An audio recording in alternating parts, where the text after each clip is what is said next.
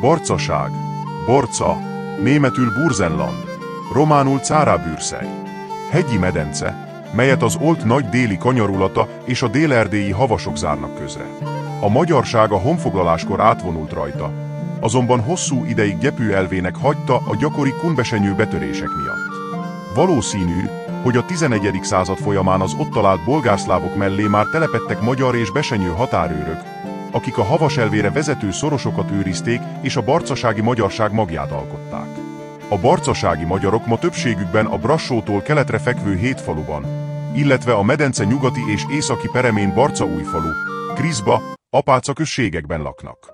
A barcaság kezdetben az erdélyi Fehér megyéhez tartozott. A barcasági szászok a 13. század elején királyi adományként kapták földjüket, melyen 13 községet és Brassó városát építették. 1211-1224 között a területet a német lovagrend uralta, melyet azonban önállósulási törekvéséért II. Endre király elűzött. A románok első települése a 13. század végéről ismeretes a barcaságban. Ma a medence egész területén magyarokkal és szászokkal vegyesen élnek. Írta Orbán Balázs a Székelyföld leírása című munkájában.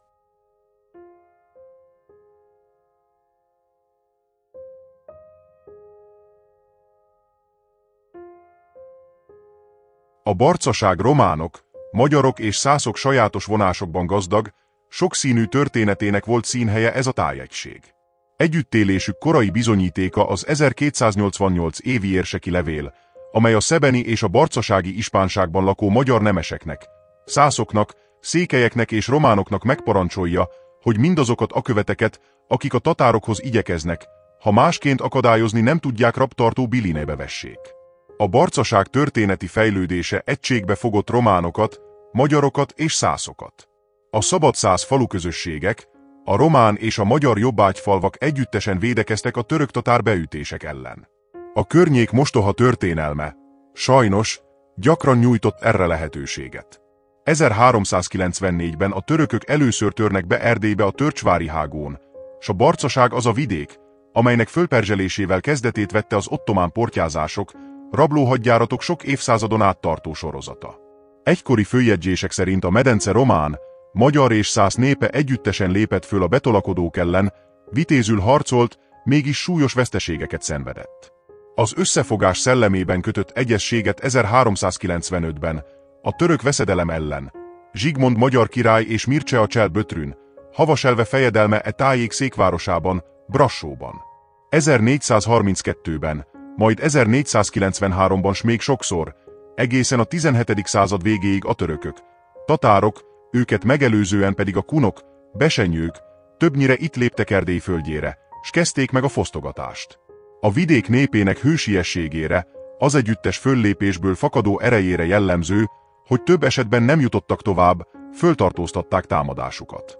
Közben pedig a barcasági parasztság, ugyancsak nemzetiségi válvetésben s a fogarasiakkal szövetkezve, 1433-1434 során fellázadt a nemesek és patríciusok jobbágytipró kíméletlensége ellen. A kedvező földrajzi fekvés, a gazdag úthálózat, a sok havasi hágú, szoros, a viszonylag fejlett kézművesség, kereskedelem, a földművelés sokágúsága nem csak a martalócokat vonzotta ide, hanem messzitájak iparosait, kalmárait is. A barcaságnak kulcsszerepe volt a három ország, Erdély, Moldva és Havasalföld közötti gazdasági, katonai és diplomáciai kapcsolatok terén. Sokat mond erre vonatkozóan Stefán Csel Máre moldvai vajda 1458-ban kelt rendelete, amely megerősíti a hajdani Alexandru Csel Bojn rendelkezését, Brassó, valamint az egész barcaság minden kalmárainak. Privilégiumokat biztosít az ország területén folytatott kereskedésükhöz. A két ország közti kereskedelmi vonalak legfontosabbika egyébként akkoriban az alsó, azaz a déli, a Brassón átvezető út volt. Ismeretes azonban, hogy a barcasági kereskedők nem csak a közeli átjárókon jutottak el Moldvába, hanem a csángó falvakat és a Háromszéki medencét, majd Berecket és Sósmezőt is érintve az Ojtozi szoroson haladták meg a Kárpátokat. Valószínűleg erre az útra is vonatkozik Mátyás király utasítása, amely Sepsi, Kézdi, Orbai és Csíkszék területén megtilt minden olyan föllépést, például vámszedés, amely gátolná e tájakon a barcasági kereskedők Moldva felé haladását. A románokat és a magyarokat egy frontba tömörítette ezen kívül a közös jobbágyi állapot is, különösképpen a 18. században. Ugyanakkor a történeti keret és a szülőföld nyújtotta egységben megőrizték sajátosságaikat, anyanyelvüket és fejlesztették kultúrájukat. A maguk egyéniségéhez szabták mindazt, amit egymástól átvettek. A barcasági csángók népi műveltségének gazdagsága elsősorban a magyar, a román és a szász elemek kölcsönhatásának köszönhető.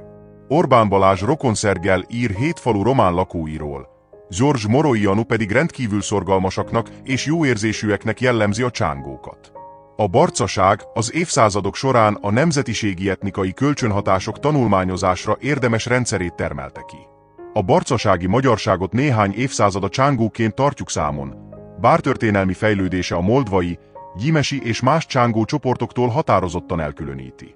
Az elnevezés nyitját csak akkor lelhetjük meg, ha a kérdésre a történettudomány szemszögéből is válaszolunk. 18. századi forrásaink tanúsítják, hogy a székelyek csángónak neveztek minden olyan, közelükben lakó magyar népcsoportot, amely nem tartozott a Székelyföld politikai kötelékébe, a román és szász lakosság közvetlen szomszédságában vagy azok közé ékelődve élt. Nyelvjárása, viselete, szokásai a székelyekétől eltérőek voltak. A csángó szó tehát a székely nyelvhasználatban kialakult eléggé laza gyűjtőfogalom, mely kiszakadtságra, máshová kerülésre utal. A barcasági csángó települések több egységre bomlanak. Jellegzetességük, hogy a medence szélső pontjain helyezkednek el. Brassótól északkeletre a Kárpátok kanyarulatában húzódik a hajdani 7 falu. A Tömösi és az Úsánci szoros között egymás mellé épült Bács-falu, Türkös, Csernát-falu és Hosszú-falu.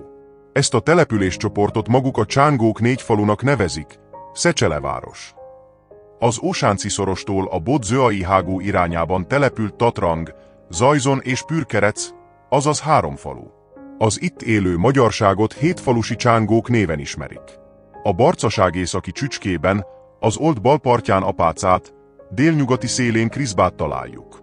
Csupán az említett 9 falu fejlődésétől bizonyos vonatkozásokban elkülönülő új falu települt a medence belső vidékén, a Homoród-patak partjára.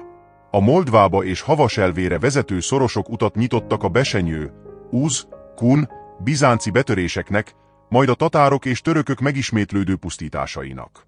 Kővári László és Orbán Balázs is hadak útjának tekintette e vidéket, amelynek régi katonai szerepét az ósánci és a tömösi szorost elzáró, tatárhányásnak nevezett 4-6 méter magas földhányás is bizonyítja.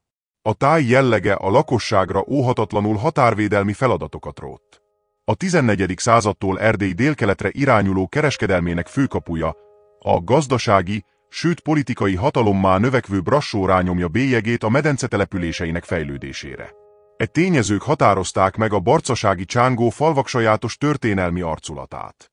A falvak nevei a 14. századtól kezdődően jelennek meg az oklevelekben. 1366-ban szerepel Zlamfalva, 1444-ben Barfalva, Turcfalva, 1460-ban Terkes. Czarnatfalva, 1459-ben Zentmihalfalva és Huziufalu, 1367-ben Zöízen, 1404-ben. Nyudorf, 1414-ben Vifalu, 1410-ben Cribsbasz, 1460-ban Apacia, 1484-ben Thatrang, 1500-ban Pörkerec. Magától értetődő, hogy e települések első okleveles említésük előtt keletkeztek. A történettudomány eddig felhalmozott adatai alapján megkockáztatjuk a valószínű településtörténeti fejlődés felvázolását. Bizonyosra vehető, hogy a lakosság megtelepülése a határvédelmi szervezet kiépüléséhez kapcsolódik. A halmágyi égyepű elvének számító barcaság településrajzának kikristályosodásában nagy szerepet játszottak a határokat védő királyi várak és a földjeikre telepített várnép is Miklósvári gyepükön túlfekvő, egy ideig. A cenkhegyi Brassóvia Várszent Lénárd temploma, valamint Brassó városának a szász településformától részben eltérő eredeti alaprajza bizonyítja, hogy itt a határvédelmi rendszer előretolt bástyája állt. Mint Székely Zoltán korai középkori temetők Délkelet-Erdélyben című tanulmányában írja, a cenk aljában már a X-12. században magyar határőrtelep volt. Ezt támasztja alá a feltárt, magyar etnikumra valló zabolai temető anyaga. is, ha a Barcaság határvédelmi rendszerét a Keleti-Kárpátok védelmi vonalazonos jellegűnek és szervezettségűnek tekintjük. E feltételezéshez nyújt bizonyos, még nem tisztázott, támpontot a már említett tatárhányás is. A Brassói Múzeum itt végzett ásatásai alkalmával valóban emberkéz alkotta építménynek találták. Az építők kilétét és az építés időpontját ezúttal nem sikerült megállapítani. Ferenczy István úgy véli, hogy a szóban forgó töltésvonulatokat nem ásatni, hanem elsősorban térképezni kellene, vonulásuk irányát, helyrajzi adataikat pedig pontosan megállapítani. Ez talán, amennyiben a vonulatok rendszert alkotnak, igazolni fogja azt a László Gyula felvetette sejtést, miszerint a csicsói Hargitáig húzódó, úgynevezett égett sánc, a Kárpátok belső peremén több helyütt is megfigyelt földhányásokkal együtt a gyepűrendszer tartozéka volt. A német lovagok bizonyára azért nem kapták meg 1211-ben 7 falu egész település területét, mert azt határőrnépség tartotta megszállva. Másképp Brassó sem fejlődhetett 1234-ig, első említéséig, kolostoros várossá. Kialakulásának kezdetei. Bár ez írásos forrásokkal nem igazolható, valószínű, a német lovagok betelepülése előtti korba nyúlnak vissza. A lovagok 1225 évi elűzése után 3 királyi várat említenek a források. A pontosan meg nem határozható, de valószínűleg a Bodzöai szorosban levő Királykövét, a Barcaság északnyugati peremén épült Höltövényvárát és a délnyugati határvidéket őrző Törcsvárát. Mindhárom szerepel az Anzsó-korban, sőt, Mátyás király idejében is. Nagy Lajos király Brassónak adott, 1377-beli kiváltságlevelében elrendeli Törcsvár, 1395-ben, Castrum terc felépítését. Szigorúan meghagyja az Újvár és Heltven királyi vár parancsnokainak, hogy Brassót kiváltságaiban megtartsák. Ezzel a Törcsvári szoros déli végében emelkedő régebbi várat elhagyják, az őrséget és a vámot pedig a Barcaság belső peremére telepítik. A székely ispán 1459-ben felszólítja Törcs, Höltövény és Királyköve várnagyait, hogy a Miklós várszékieket jogaikban megtartsák. A későbbiek folyamán Királyköve, majd Höltövény vára is eltűnik a történelemből. A hajdani 3 várterülete a falvakkal együtt, Bodola és környéke kivételével, a törcsvári várnagy hatósága alatt egyetlen királyi uradalommá vált. Középkori oklevelek tanúsága szerint a várbirtok az egykor egységes, de később a Brassó kerület, a Szász és Székely székek kialakulása nyomán darabokra szakadt Felsőfehér vármegye egyik területfoltját alkotta, és a katonai szempontból jelentős délkeleti, délnyugati hegyvidéket, valamint a Barcaság északi, északnyugati részeit foglalja magában. Az őrtelepek első okleveles említése kizárólag birtokjogi változásokkal kapcsolatos. A királyi várbirtok tartozékaiként fölbukkant falvak kezdetben a védelmi pontokon fekvő katonai szállások lehettek, és csak akkor válhattak rögzített településekké, amikor az önálló gazdálkodás feltételei megértek. A barcasági csángó falvak település történetében tehát 2 szakaszt különböztetünk meg. A várak védelmét és fenntartását szolgáló várnép katonai jellegű szórványos szálláshelyeinek megjelenését és a későbbiekben azoknak falvakká való sűrűsödését. A támadásoknak leginkább kitett délkeleti határvidéken, a Székelyföldre vezető út mentén kialakult 7 falu településképe, a falvak közt, biztonsági okokból, oly kicsire méretezett távolság és annak irtványvolta egyaránt határőtelepülésre vall. Kezdetben a mai 7 falu helyét a síkságra nyúló rengeteg borította. A lakosság az erdőket kiirtotta, és a megtisztított területek váltak szállásaivá, szántókká, legelőkké, kaszálókká. Faluirtványa: Felső-Éger utca, Fenyőskút. Nyáros, Vágás, Bükös, Döblenirtványa, Szólafenyős és más hasonló típusú helynevek sokasága az egykori erdőket idézi. 1763 beli krónika szerint. Ezen possessióknak fundusaik még ciheres, sőt rengeteg erdők, s puszta terméketlen fundusok voltanak. A mi öregeink maguk is emlékeznek arra, hogy ahol a hosszúfalvi határban most merő gabonát termő szántóföldek vannak, ott az ő ifjúságokban sűrű erdők voltanak. Ma is a mezőben tapasztaltatnak a régi nagy erdőknek gyökerei és elhalmozott bokrai, melyek világos jegyei annak, hogy míg ezen possessióknak határaik annyira tisztítathattanak, hogy gabonát teremnének, addig nagy, kietlen, sűrű erdőket kellett kiirtaniok a megtelepedett fiskális embereknek. Kriszba lakosságát Höltövény várának védelmére telepíthették. A 3 várbirtok egyesülése előtt apácával együtt e várhoz tartozott. Apáca keletkezésére. Nevének jellege deríthet némi fényt. Egytagú egyházi helynévnek tekinthető. A falu megtelepülése valamilyen, talán a lovagok építette egyházi létesítményhez fűződik. Erre utal az itteni Remetévölgy helynév is. Orbán Balázs még megtalálni vélte a hajdani kolostor romjait. Újfalu keletkezéséről sem tudunk többet. A 15. század elejé oklevelekben az 1561-ben elpusztított Komlós faluval együtt fordul elő. Nevéből következtethetően a szomszédos falvakhoz viszonyítva újabb település lehetett. A csángó lakosság eredetével kapcsolatban a szakirodalomban ellentétes nézetek kaptak lábra. Jerni János 1851-ben megjelent Keleti utazás című munkájában II. Endrének az erdélyi szászok számára kiadott kiváltságlevelében említett besenyők utódainak, Orbán Balázs székelyek, besenyők és kunok keverékének, Horger Antal kizárólag a székelységből kiszakadt népcsoportnak tekintette őket. Árvai József szerint a hétfalusi csángók első ősi rétege a határőri szolgálatot teljesítő Fehér vármegyei magyarok és az itt szintén határőrző besenyők egy részének összeolvadásából keletkezett. Mindehez mai tudásunk alapján hozzáfűzhetjük. Több barcasági folyó és patak, Brassó, Tatrang, Zajzon nevének török eredete kétségtelenül korán, a 11.-12. században megtelepült, gyaníthatóan határvédő besenyő, esetleg kun etnikum emlékét őrzi. E megállapításunkat támasztják alá a barcaság közvetlen szomszédságában, az Olt alsórákosi áttörésénél. Valamint Barót helyén és a Feketeügy alsó szakasza mentén a helynévanyagban. És az oklevelekben is kimutatható besenyő telepek.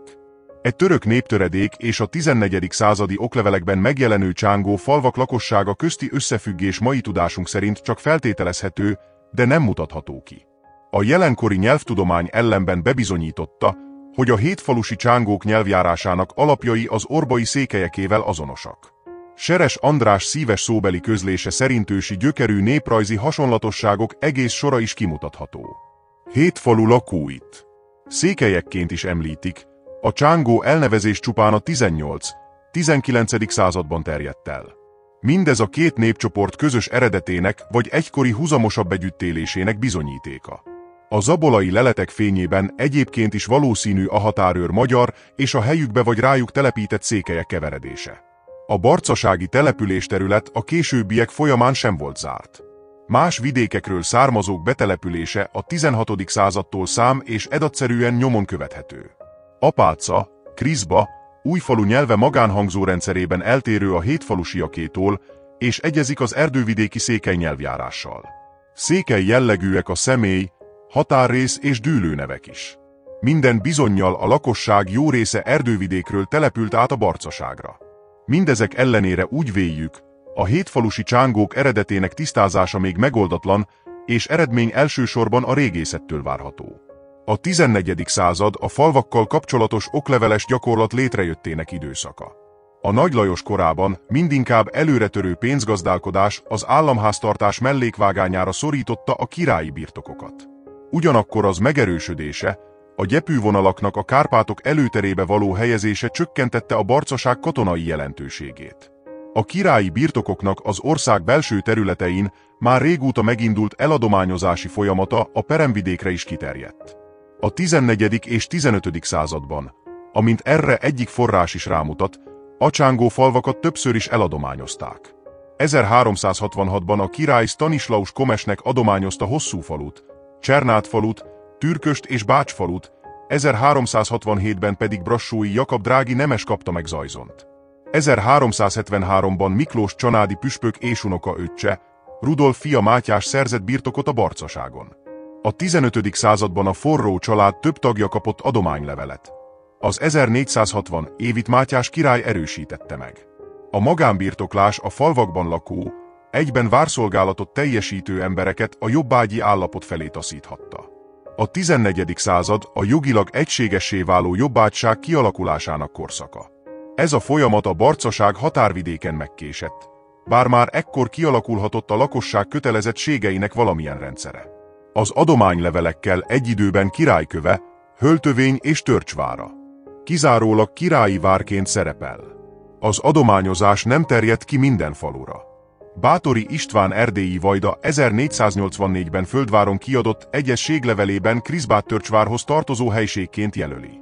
Nem fordul elő a ránk maradt adománylevelekben Tatrang és Pürkerec neve sem. Az egyre inkább fenyegető török veszedelem megakadályozhatta a magánbirtoklás rendszerének állandósulását.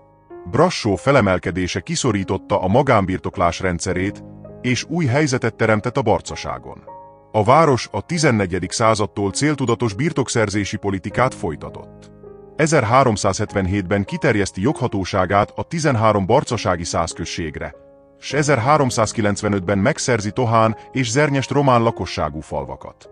1462-ben Mátyás király megerősíti azt a hagyománylevelet, amelyben Péter szentágotai. Sándor, Antal fia brassói polgár eddigi birtokait, Újfalut és Komlóst örökösen és visszavonhatatlanul Brassó közönségének adja. Brassó már régóta birtokba akarta venni a törcsvári uradalmat, hogy megszerezze a lakosság kötelezettségeiből, a törcsvári vámból és a földvári sóilletékből származó jövedelmeket. A vár megszerzését még Mátyás idejében megkísérelte. Báthori István vajda 1486-ban közben járt a királynál Brassó érdekében. Erről ír a városi tanácshoz címzett levelében. Tudjátok, hogy Törcsvárának veletek beszélt ügyében a királyi felséggel bőven és részletesen tanácskoztunk. Ő felsége, a király a várra vonatkozó egész ügyet és üzletet reánk bízta. Tudjátok tehát, hogy a ma várat rövid időn belül megkapjátok. A próbálkozás azonban nem sikerült, csupán Mátyás halála után, Jagelló Ulászló erélytelen uralkodása idején indul meg az a több mint 150 évig elhúzódó folyamat, amelynek eredményeképpen a törcsvári uradalom Brassó örökös birtoka és a hajdani várnép jobbágya lesz. A király 1498-ban 1000 forint ellenében a várat 10 évre zálogba adja Brassónak. Ugyanez év decemberében a szerződést 2000 forintért felújította. 1500-ban újabb kölcsön fejében az uradalomhoz tartozó 9 falut is elzálogosítja, 8 év múlva pedig 1300 forint kölcsönért a zálogidőt 25 évre hosszabbítja. A lakosság minden alkalmat megragadott, hogy szabaduljon új urától. Dózsa paraszt háborújának hullámai a barcaságot is elérték.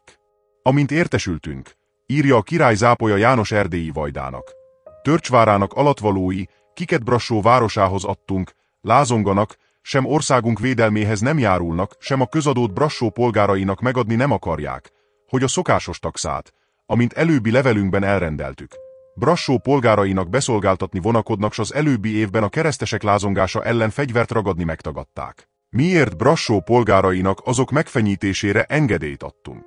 Neked is meghagyjuk, hogy légy azon, miszerint nevezett várhoz tartozó parasztok, kiket Brassónak rendeltünk alá, minden közfizetések és közszolgálmányokban engedelmesek legyenek. A taxát és szenzust egészben és pontosan beszolgáltassák, s minden lázongástól tartózkodjanak. Nem sokkal később Apáca lakói használták ki a Zápolya és Habsburg Ferdinánd között dúló trónharcot, amelybe Zápolya oldalán Petru Ráres moldvai. Vajda is beavatkozott, és szabadulni próbáltak a Ferdinánd párti Brassó uralma alól. 1530-ban nem fizették meg a gabonadézsmát, s amint az uradalom számadáskönyvében olvasható, a moldvai vajda embereinek pártjára állottak, és a város hűségére sem jó tanácsra, sem fenyegetésre visszatérni nem akartak. Ezért 1531-ben Apáca lakossága bírságot fizetett. Feltehetően a város elleni lázongásért pusztították el a brassóiak 1561-ben Komlósfalut, amelynek határát és megmarakevés lakosát Újfaluhoz csatolták. 100 krónikaíró feljegyzi, hogy Brassó tettével magára vonta az uralkodó haragját. A mohácsi vészt követő trónviszályok és az erdélyi fejedelemség kialakulásával járó zűrzavar megakadályozta a zálogba vetett birtok kiváltását. Csak a fejedelmi központi hatalmat kiépítő Bethlen Gábor gondolt annak visszaszerzésére. 1615-ben a törcsvári uradalom már az elidegeníthetetlen kincstári birtokok közt szerepel. Az 1625. május 1-ére összehívott országgyűlés felszólította Brassót jogainak igazolására. Ő kegyelmek 2 hónap alatt produkálják ebbeli igazságukat és praesentálják felségednek, hogyha pedig nem produkálhatnák, elegyenek nélküle. A fejedelem a felmutatott okmányokat gyengéknek és erőtleneknek találta, ennek ellenére 1625. novemberében az uradalmat átengedte Brassónak. Ellenszolgáltatásként a város átadott 5 fogaras vidéki falut, és Forgács nádor Brassóval szemben fennálló 15 000 forintnyi tartozását a fejedelemre ruházta. A fejedelem kötelezte Brassót a vár, a szorosok és ösvények őrizetére. Ám a brassóiak még mindig nem voltak biztosak jogaikban, ezért az országgyűlés jóváhagyásának megszerzésére törekedtek. Első Rákóczi György ez irányú igényeiket visszautasította, második Rákóczi György trónra léptével azonban a város az országgyűlés beleegyezését is elnyerte.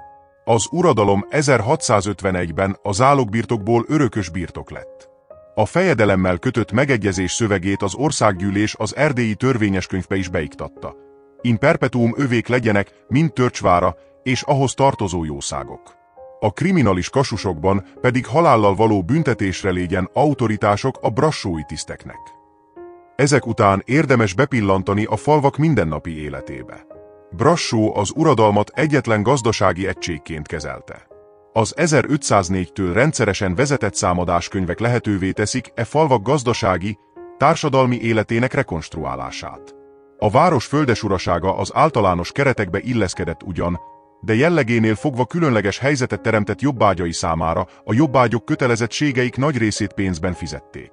A dézsmát mindig megváltották. Abban a korban, amikor Erdély szerte nő a robotnapok száma. A törcsvári uradalom jobbágyai nem robotoltak, és a kincstárnak nem fizettek külön adót. E különös helyzet a majorsági gazdálkodás hiányának tulajdonítható.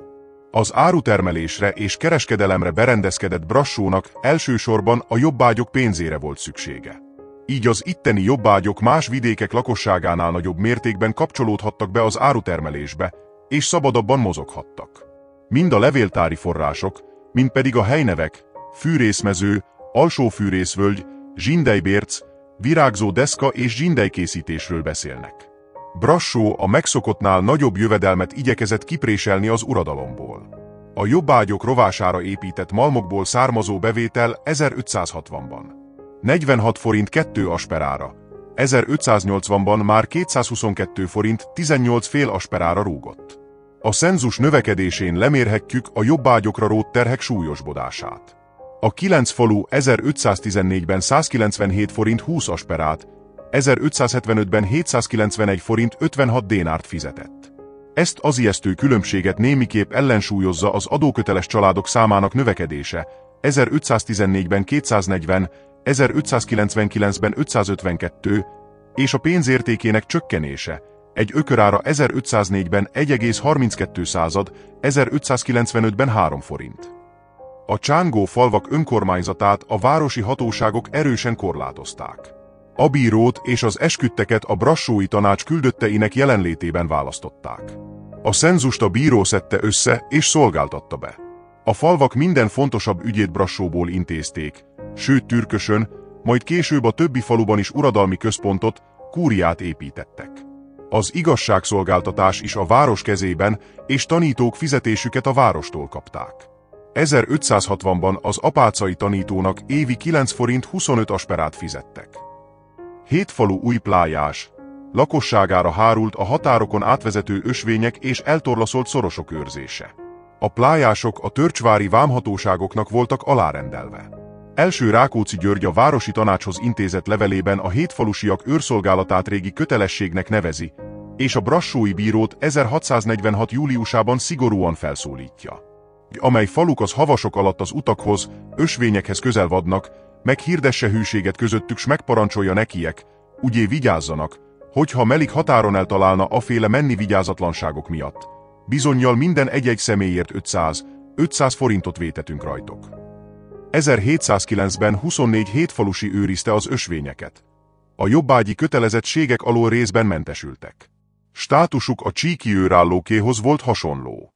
Bár a lakosság tömegében jobbággyá vált, egyeseknek mégis sikerült kisnemesi jogállást kivívniuk.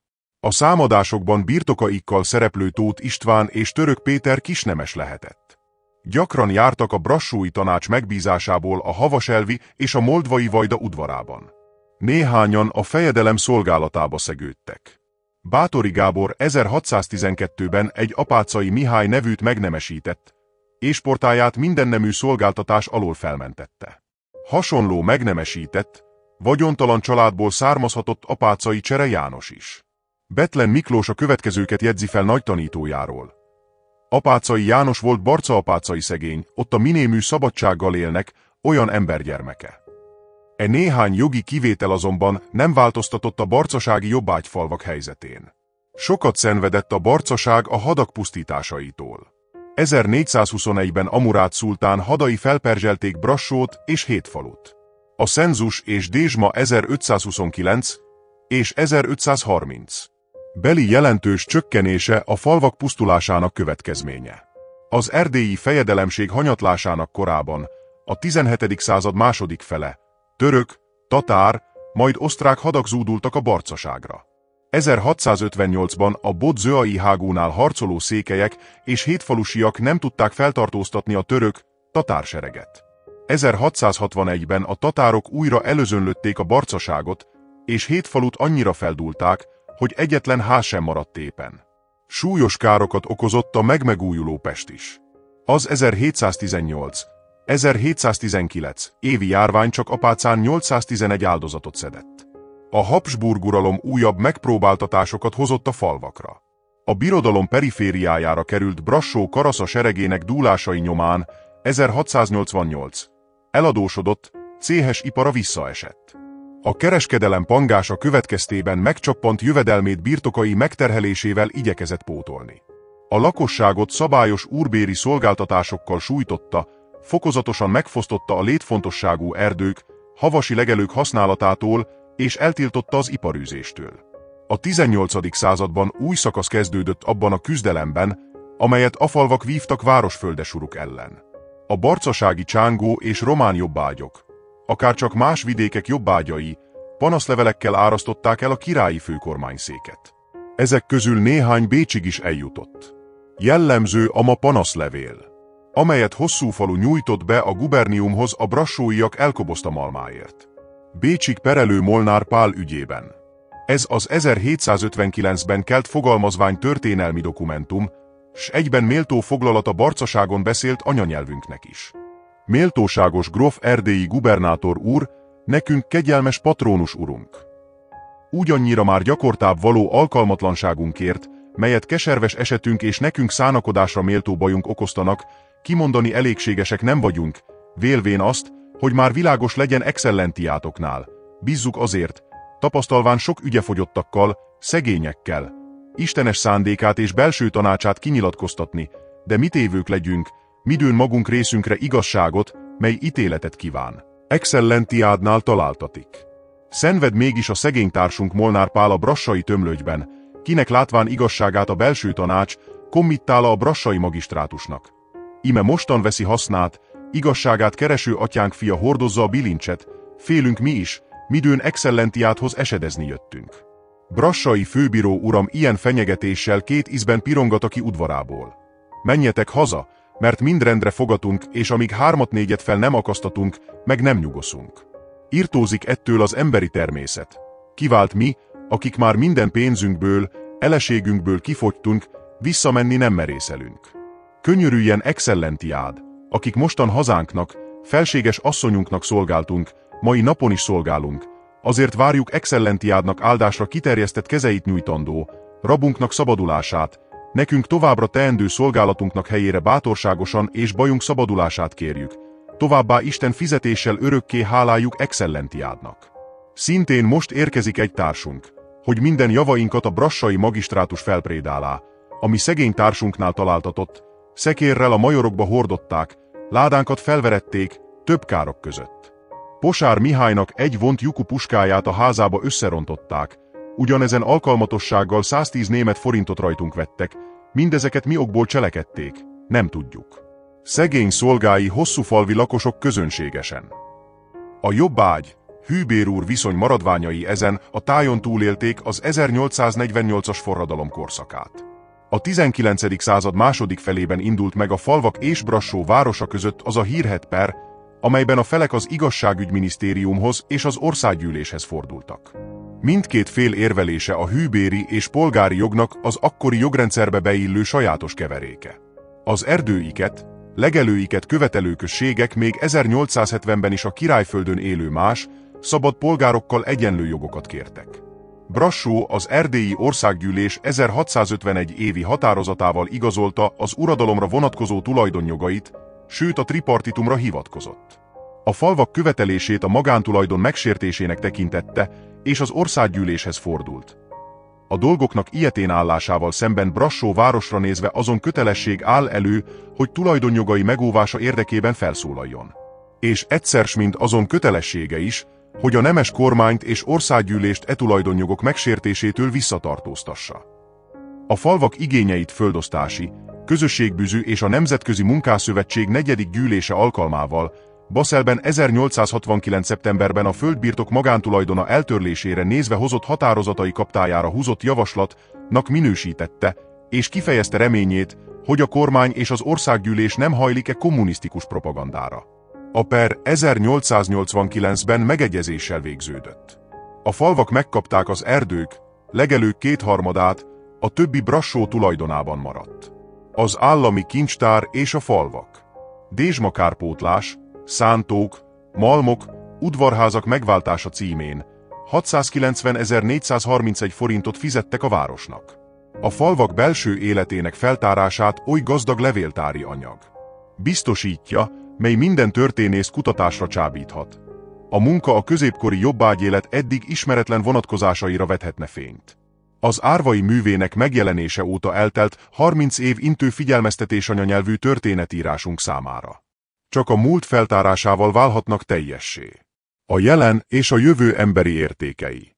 Bethlen Miklós szavaival élve.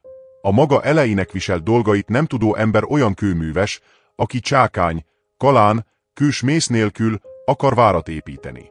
Erdély délkeleti határszöglete, az Olt és a Kárpát-kanyar keretébe foglalt Barca folyó öntözte medencében. A Barcaságon, ahol a teuton lovagok gregorián énekét visszhangozzák a templomerődök és a Kárpátok vaskos védfalai. És ahol a gótika véget ér, a hegyeken túl, keleten már egy másik világ kezdődik. És ez a másik világ időnként áttöri a védfalakat, hogy a Barcaság medencéjén keresztül letiporja mindazt, amit a gótika világa jelent. Honfoglaló eleink még gyepű elvének hagyták a gyakorikun betörések miatt, de a 11. századtól már magyar és besenyő őrizték itt a Havasalföldre vezető szorosokat. II. András királyunk 1211-ben telepítette ide a német lovagrend tagjait, akik várakat, templomerődöket emeltek, védték a határt, terjesztették a hitet, benépesítették a földet, de túlzott függetlenségi vágyuk lett a végzetük. Önálló államot akartak, így végül magának II. Andrásnak kellett őket kiűznie Magyarországról. Örökségüket a betelepülő szászok vették át, így a teuton lovagok emlékei a mai napig meghatározzák a vidék arculatát. Ahogy meghatározzák azok a honvédő harcok, amit a barcasági magyarok vívtak a nemzetért, a kereszténységért. A barcasági magyarok ma többségükben a Brassó melletti Hétfaluban és a Barcaság peremén Barcaújfalu, Kriszba, Apáca községekben élnek. Miután sorba vettük a legfontosabb szász erődtemplomokat a Barcasági medencében, felemelkedünk a síkot övező nagyszerű hegyekbe. A keresztényhavas északi kiszögelléséről, a Cenkhegyről aztán a fővárosba, Brassóba ereszkedünk, majd meglátogatjuk a hétfalusi csángókat. Zárásként a Csukáshegység sziklavilágában nézünk szét. A látnivalók sokasága és sokszínűsége, illetve a barcasági magyarok vendégszeretete minden bizonnyal örök emlék marad számunkra. Általános iskolák közül vegyes tannyelvű intézményeket találunk Brassóban, Tatrangon, Kriszbán, Barcaújfalun. Ami a középiskolákat és gimnáziumokat illeti, a barcasági magyar oktatásnak immár 180 éve bástyája a brassói Ápri Lajos főgimnázium. Feketehalom. Feketehalomnak van mit mesélnie korunk vándorának. Például azt, hogy luxemburgi Zsigmond több oklevelet is innen bocsátott ki. Dúlták törökök, tatárok, románok, látta elbukni a kurucokat és győzni bemseregét, szemtanúja volt, ahogy 1945-ben szász lakóinak többségét deportálják, mégis maradtak még látható jelei a múltjának. Itt ágaskodik 13. századi templomerődje is, ami a hontériusi idők után az evangélikusoké lett. Odabent a Szászföldön ritkaság számba menő festett kazettás mennyezet fogad. S üzen a központi kazetta felirata is. Nem mindaz, ki azt mondja, Uram, Uram, jut be a mennyek országába. Szász Hermány. Szászhermány erődített temploma előtt óriás hárs áll, ma is büszkén dacolva széllel és viharral. Az anekdota szerint a tatárok közeledtének hírére a falu aprajanadja a templomban keres és talál menedéket. Azonban egy szász atyafi és a felesége annyira megkésnek, hogy orruk előtt a nehéz tölgyfakapu becsapódik. A férfi a nyomukban levő tatárok elől a fára kúszik, melynek terebélye elég védelmet ígért. Az asszonyságnak már erre sem jut ideje. A tatárok utolérik, egy markos tatárlegény nyergébe emeli. A magát biztonságban érző atyafiból kitör erre a fájdalommal vegyes káröröm, mikor így búcsúzik élete párjától. Szegény tatár. Szászhermány. Aztán a szegény tatár, után fenyegette török és olá is, így aztán még tovább erősítették. Olyan jól sikerült a védelem, hogy kiállt a bátori fejedelem, a moldvai vajda és a kurucok ostromát is.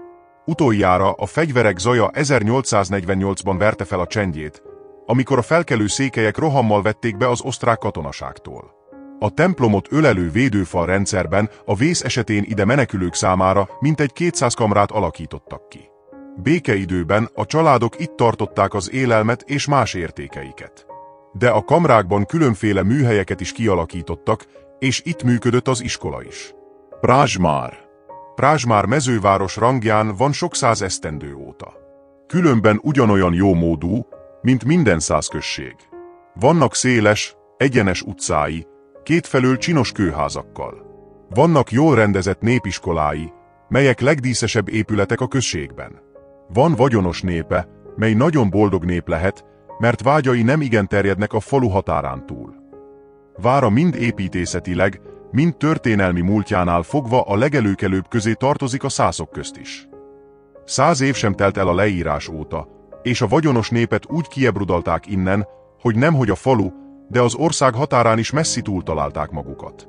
Olyan kísértetiesen éppen itt maradt templomerődjük is, mintha tegnap lett volna benne az utolsó istentisztelet.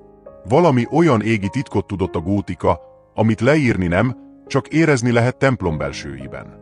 A hálós boltozat alatt kivételes értéket képvisel a 15. századi Szent Keresztszárnyas oltár. A várfalban körbefutó védőfolyosó, a gyilokjáró. Hány ostromlót gyilkoltak le védői ezeken a lőréseken keresztül?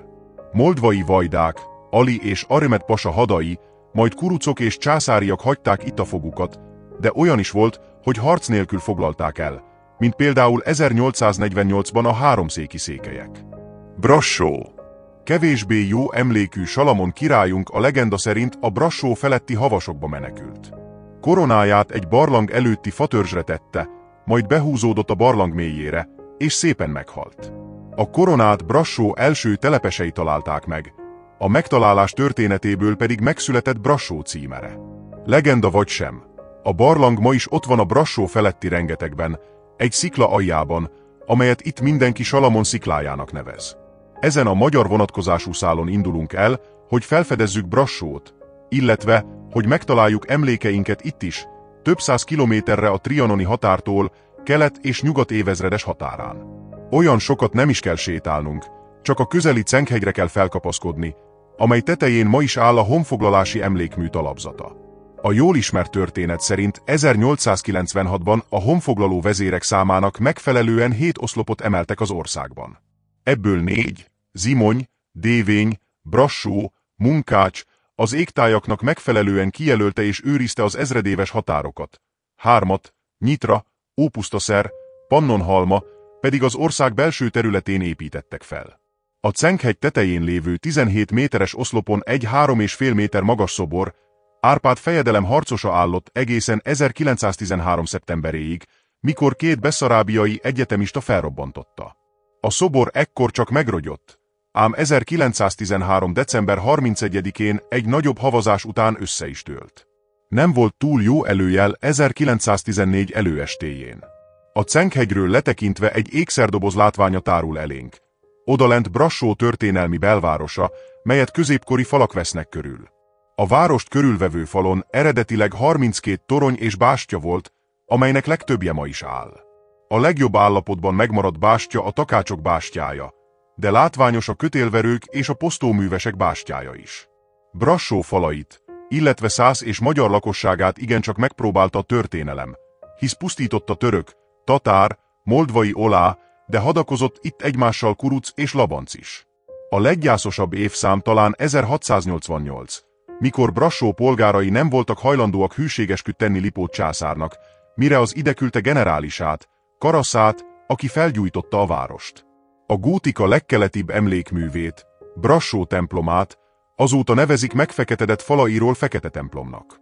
Az egyedüli megmaradt városkapun, az impozáns Katalinkapun lépünk be az óvárosba, hogy közelebbről is szemügyre vegyük a Fekete templomot, a polgárházakat, köztük Ápri Lajos szülőházát. A legnagyobb élményt azonban sosem a jól ismert látnivalók okozzák, hanem azok a helyek, amelyekre nem készítenek fel az utikönyvek. Véletlen akad az utazó Brassó belvárosában a Pilvax étteremre, amely a helyi, 10%-nyi magyarság egyik szellemi központja is. A falon egy hatalmas kép az eredeti Pilvaxról, a forradalmi csarnokról, az étlapon csak magyar ételek.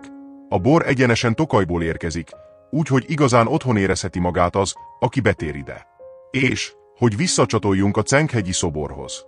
Aki Brassóban jár, feltétlen látogassa meg az evangélikus parókiát, itt őrzik ugyanis a felrobbantott emlékműből megmaradt harcos fejét. Királykő-hegység.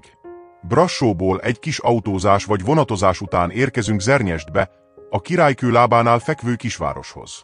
Innen, a Barcasági medence délnyugati részéből mindenféle átmenet nélkül emelkedik ki a kárpáti mészkőszirtek óriása. Régen így nevezték ezt a hegységet. Régen, amikor még magyar királyi engedéllyel, a német lovagrend építgetett itt várakat. Valamikor a 13. században épülhetett Királykő, Königstein vára is, amiről az egész hegység a nevét is kapta. Jelentőségét 1377-ben veszítette el, mikor Törcsvárra helyezték innen a vámot. Az észak-déli irányú hegység körülbelül 22 km hosszú, és mindössze 1,2 km széles. A mészkő masszívumot fel lehet osztani nyugati meredek és keleti meredek részre, valamint a Királykő gerincre.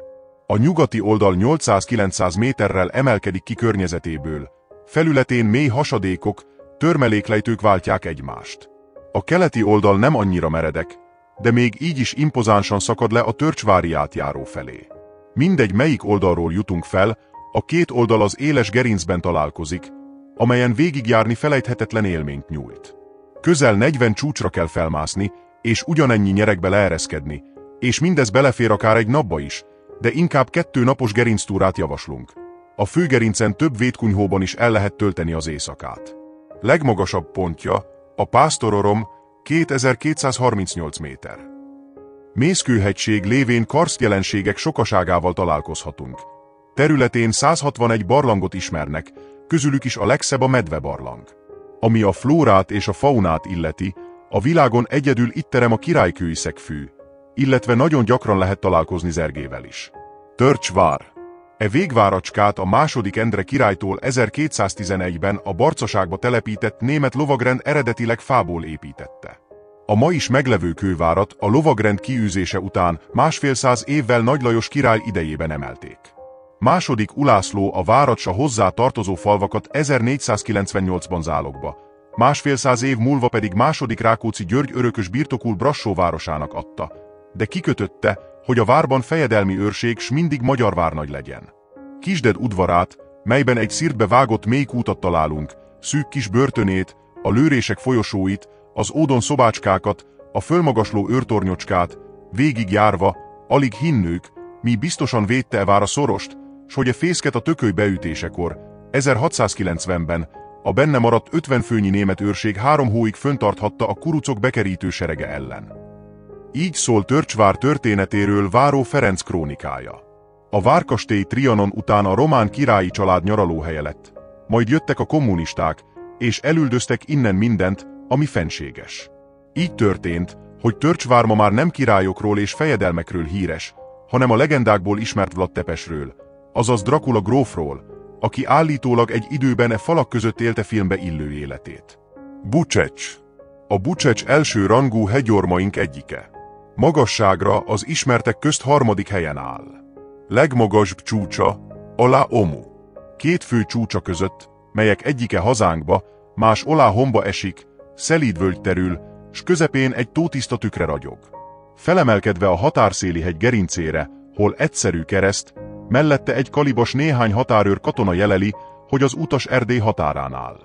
Honnan visszapillantva hazára, gyönyörű látványképen terül el az alattunk elnyúló messziségben, Barca és Háromszék térsége. Az erdélyi Alpok legnépszerűbb hegye, az üledékes kőzetből felépült robosztus Bucsecs-hegység patkót formázva emelkedik a környező medencék és alacsonyabb szomszédai fölé. Ma már határőrökkel nem találkozhatunk gerincén, csak olyan remekbe szabott szélfutta alkotásokkal, mint a Szfinx. A Bucsecs platójára nem csak gyalogosan lehet feljutni, hanem Bustenből felvonóval is. Barca-Rozsnyó vára.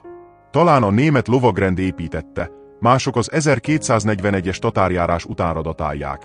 Minden esetre egy biztos, 1331-ben már írás emlékezett meg a várról, ami ellenállt az újabb tatár, majd a török ostromoknak.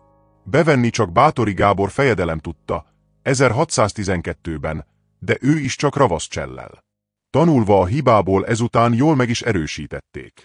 Rozsnyó városának lakói egy valóságos falut építettek az erős falak közé, ahogy kell. Templommal, iskolával és 80 lakóházzal. Aztán, ha sereg közeledett, csak felköltöztek az ideiglenes lakóépületekbe és szépen kivárták, míg a veszély elvonul. Utoljára 1848-ban volt erre szükségük, amikor éppen Bem-apó serege elől kellett ide menekülniük. Ma már katonák helyett turisták hada ostromolja a szabálytalan alaprajzú várat, ami kedvező fekvése miatt is népszerű, hisz falairól remek a kilátás a Barcaságra és a környező hegyekre. 7 falu. Hogyan kerültek csángók a Barcaságba, arról sokféle verzió kering. A legvalószínűbb az, hogy a 11. században a Barcaságban megtelepült magyar és besenyő határőrök leszármazottai, akiknek eredeti gyér népessége a Dél-Erdélyben élő székelyekből gyarapodott. Hivatalosan 7 falusi csángóknak nevezik őket, ugyanis 7 falut alapítottak az évszázadok során. Bács-falu, Türkös, Csernát-falu és Hosszú-falu ma már egybeolvadt, és 1950 óta Szecseleváros néven ismert, de azért mi maradjunk a 4 falu elnevezésnél. A távolabbi 3 falu, Tatrang, Zajzon és Pürkerec különálló települések maradtak. Brassó közelsége nagyban meghatározta 4 falu sorsát, hisz a központi királyi hatalom meggyengülése után Brassó jobbágysorba taszította az addig kiváltságos határőröket. A szászok földesurasága azonban nem csak gazdasági elnyomással járt, hanem vallásival is. Ennek következménye, hogy a 4 falusi csángók nagy része ma is evangélikus. Mindezt fontosnak tartottuk elmondani, hogy érzékeltessük. A 4 falusiak annak ellenére őrizték meg magyarságukat, hogy évszázadokon át küzdeniük kellett a megmaradásért. 1848 karácsonyán például a brassói szászok által felbújtott románok törtek rá a Jézus születésnapját ünneplő védtelen csángókra. Aki tudott, felmenekült a havasokba, de a románok így is 51 embert mészároltak le, köztük otthonában a Hosszúfalusi papot. A lakosság csak január elején mert visszatérni a barlangokból, hogy eltemesse a véres karácsony halottait. A 4 falusiak ezután is hűek maradtak a forradalom eszményéhez. Mikor Kossuth haldoklott, a bácsfalusiak hímezték szemfedőjét és fejpárnáját. 4 falu mai képe nem sokat változott. A falvak hosszan elnyúlnak a Nagykőhavas lábánál, alul laknak a magyarok, míg a falvak feletti hegyoldalakban a románok.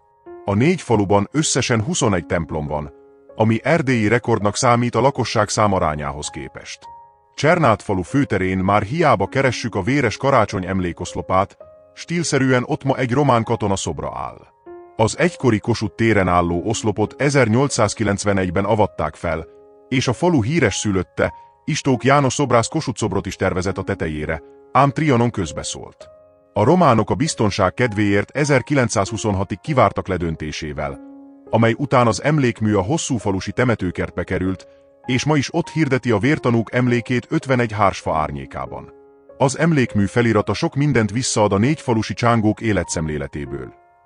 Szent örömök közt vártuk a megváltó születését, nem sejtők a halált, de íme lesújt a reánk. Nem szakadt meg azért örömünk, mert égbe menénk fel, ségből nézi szemünk. Boldog drága honunk. 4 falutól keletre találjuk a többi csángó falut. Zajzon büszke híres szülöttére, Barcaság első magyar költőjére, a Petőfit követő zajzoni Rab Istvánra. A hazafi emlékét a központban mellszobor is őrzi. Tatrang az itt tanító Kittenberger Kálmánra büszke, no meg a szép díszes evangélikus templomára, ami egy korábbi helyére épült 1820-ban. A templom melletti gyülekezeti ház a közösségi programok mellett csángó néprajzi kiállításnak is otthont nyújt. Pürkerec pedig leginkább táncára, a boricára lehet büszke. A falu sziklára épített háza, a 15. századi gótikus templom ma is áll. Még az 1767-es, szinte az egész falut elpusztító tűzvész sem fogott falain. Bejáratánál Pap György lelkész 1722-ből való síremlékének felirata állítja meg a határtalanul kirándulót. Tömösi Szoros. A Magyarvár feletti nyeregben egy sárga, piros és kők festékekkel meggyalázott honvédemlékmű hirdeti 1849 hőseinek emlékét. Igazából két csatáról is beszélhetünk a Tömösi Szoros kapcsán. 1849 márciusában a Brassóból menekülő osztrák és cári csapatokat a Bem által küldött háromszéki székelyek érték utol itt, hogy kissé megritkítsák soraikat. A cári csapatok júniusban tértek vissza, hogy Erdélyre törjenek. A barcaság védelmét a székelyekből álló brassói hadosztály látta el. Parancsnoka Kiss Sándor huszárezredes, Bem egyik legjobb tisztje volt. Kiss utolsó hadállása a Magyarvár volt, ahol 1300 emberével és 5 ágyújával tartóztatta fel a 60 ágyúval rendelkező 28 000 muszkát. A székelyek golyózápora és szuronya mindannyiszor visszavetette az ellenséget, de mint Termopülánál, itt is akadt egy áruló, nevezetesen Gebauer-Szász erdész, aki csempészösvényeken a honvédek hátába vezetett néhány gyalogos orosz zászlóaljat. Kiss Sándor ekkor már sebesülten, egy székhez kötözve irányította a védelmet, de a harc az árulással eldőlt. Aki tudta, átvágta magát a muszkán, és a Kökösi hídnál egyesült a többi hágóból odavezényelt honvéddel. Kiss Sándort elfogták, de nem várta meg Aradot, önkezével vetett véget életének. Erdélyben járva nem először jut az ember eszébe, hogy talán nem csak Maratont, Termopülát, Plataiát, Szalamiszt kéne példaként a magyar ifjúság elé állítani, hanem Tömös, Nyergestető, Árapatak, Szépmező, Tusnád és a Kökösi híd is megérne pár sort a történelemkönyvekben. Hogy Orbán Balást idézzük. Mindenütt dicsőséget arattak a székely fegyverek, mindenütt a szabadság szeretetnek, a szellemi emelkedettségnek, a zsarnokság, a durva anyagiasság feletti győzelme és dicsősége van megörökítve. Csukás-hegység. A Csukás-hegység nevének eredetét illetően eltérőek a vélemények. A Csukás vezetéknév már a 16. században oklevelesen kimutatható név volt Hétfaluban. Akkoriban ez a hegyvidék Brassó város határa volt, a várostól pedig a hétfalusi jobbágyok és zsellérek bérelték a havasi kaszálókat, legelőket, sőt számos csángó épített ezen át a hegyen. Így aztán könnyen megeshetett, hogy egy Csukás nevű embernek bérelt kaszálója legyen fenn a havason, és idővel aztán róla nevezték el a hegyet. A másik variáció szerint a 17. század elején élt Brassóban egy Csukás István nevű brassói hadnagy, aki a Bodzöai vámház és a havasok közti területen képviselte a törvényt, vagyis a hegység akár uráról is kaphatta nevét. Egy harmadik elképzelés szerint a hegység a 13. században a felvidékről Dél-Erdélybe, határvédelemre ide telepített Csukás nemzetségről nyerte nevét. Bárhogy is történt, annyi bizonyos, hogy a Csukásnak mi magyarok adtunk nevet, amit az is bizonyít, hogy a románok általában a völgyeket nevezik el, és csak úgy szükségszerűen kap nevet a völgy feletti csúcs is. A magyar névadási szokás szerint azonban először mindig a csúcsot nevezik el, azután pedig nevet kapnak a völgyek is. Ennyi etimológiai kutakodás után vegyük fel hátizsákunkat, és járjuk be az amúgy nem túl nagy alapterületű, de annál több csodát rejtő hegységet, melyet bátran tarthatunk a legmagyarabbnak a dél-erdélyi hegyóriások között. A Csukás-hegység elsősorban meglepő formagazdagságával emelkedik ki a Kárpát-kanyar többi hegysége közül. A kavicskő konglomerátumokból és mészkőből épült tornyok, sziklatűk, oszlopok, kőgombák mind-mind kővédermet emberekről, madarakról, különféle állatokról mesélnek. Az összes közül talán a legfontosabb a háromujjú szikla, vagy más néven az ördög ujjai, melyhez Hétfalu eredetmondája is köthető. Eszerint valamikor régen jámbor emberek lakták a hegyet, kik fölött egy jóságos tündér uralkodott, aki csak azt kérte tőlük, maradjanak jók és istenfélők. Egy viharos éjszakán aztán egy gonosz tündér költözött a hegyre, aki rosszra csábította az embereket. A jó tündér felelősségre vonta a gonosz tündért, de az csak esküre emelte kezét, hogy szolgájává teszi a jó tündért. Ekkor egy rettenetes csattanás a föld alá süllyesztette a gonoszt, csupán esküre emelt ujjai merednek ki ma is a földből. A megmenekült emberek leereszkedtek a hegyről. 4 család Ósáncnál balra fordult, míg a maradék 3 család jobbra, hogy aztán megalapítsák a mai 7 csángófalut. Azt mondják, a jó tündér ma is gondoskodik 7 faluról, és gondoskodni fog a jövőben is, ha Istent félők és becsületesek maradnak.